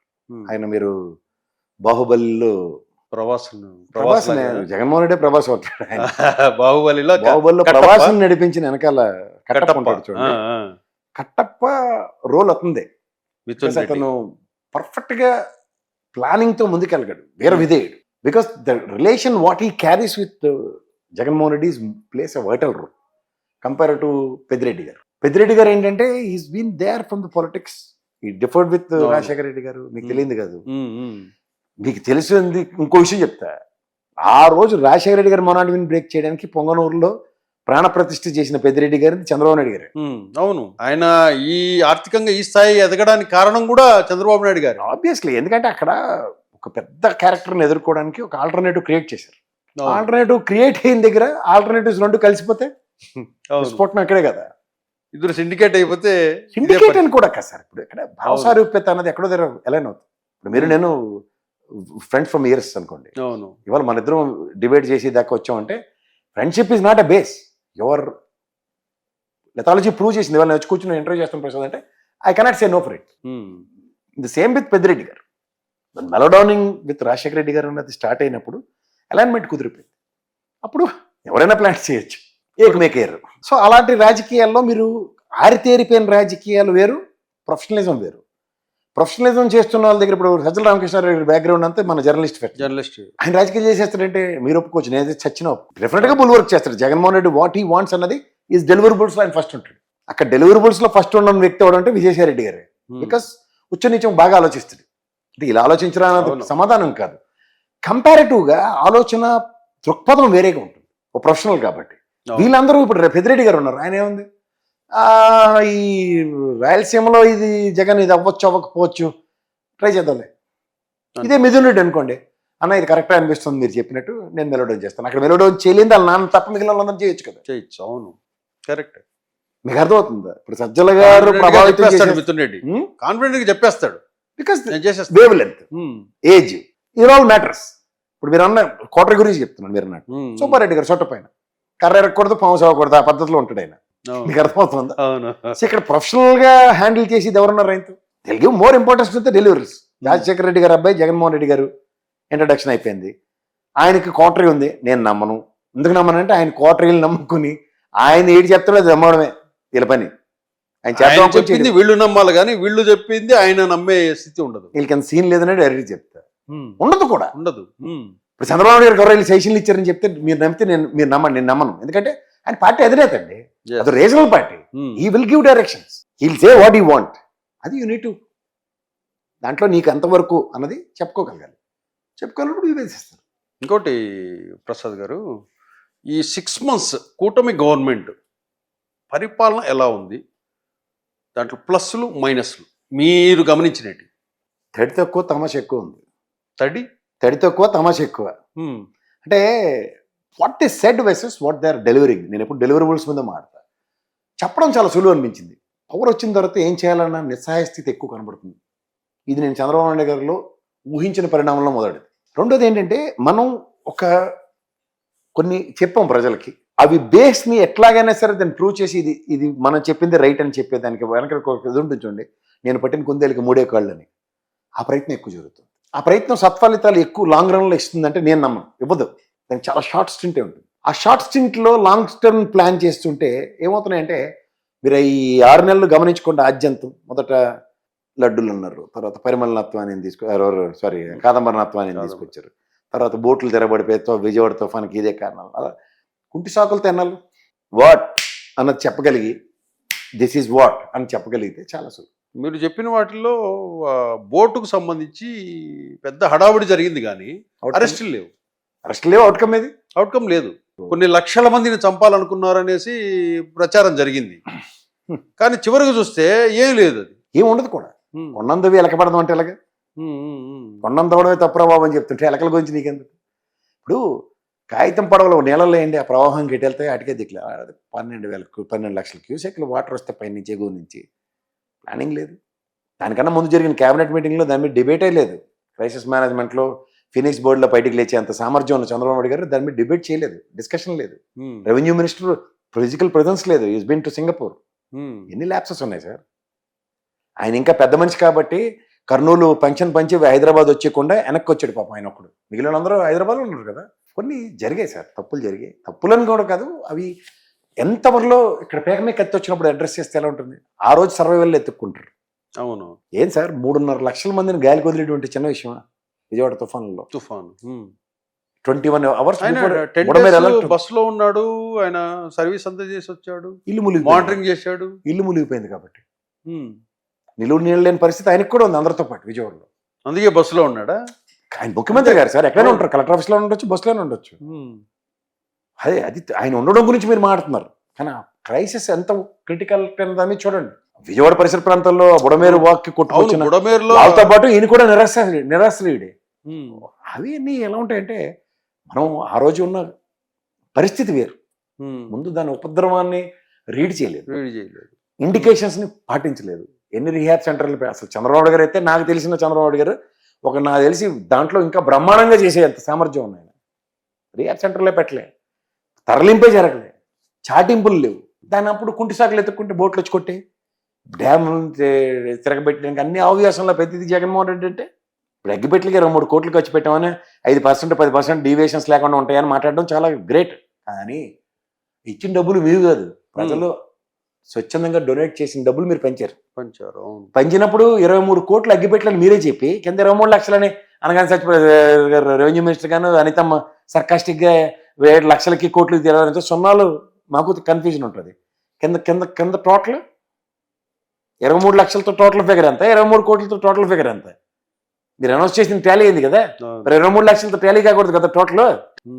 మాట్లాడడం చాలా సులువు, టక మరి నోరు ఉంది కదా అని, పవర్ ఉంది కదా అని మాడేస్తే తర్వాత వచ్చి కాన్సిక్వెన్సెస్ మీరే అడ్రస్ చేసుకోవాలి. నేను అదే కదా కేసీఆర్ సీనియర్ గారు మాడింది. డిజాస్టర్ మేనేజ్మెంట్ నుంచి వచ్చిన ఫండ్లో రూపాయి ఇంకా ప్రజలకు అందలేదని ఆయనే చెప్పాడు ఆయన ఎంపీగా. దాని అర్థం ఏంటి?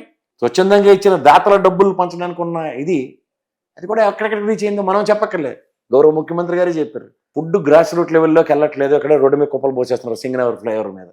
అవును. సో ఇవన్నీ వాళ్ళ దగ్గరే మిస్టేక్స్ పెట్టుకుని అలా చూడండి, వేలెత్తి చూపించినట్టు తప్పుని మిగిలిన 4,000 ఎట్టి చూపిస్తున్నాయి చూసుకుంటే అదే ఈ 5 నెలల సక్సెస్ నెరేషన్స్. అలా ఇప్పుడు ఈ వైసీపీ ప్రభుత్వం ఓడిపోయిన తర్వాత ఈ మధ్యలో జగన్మోహన్ రెడ్డి గారిని ఏమైనా కలిశారా మీరు?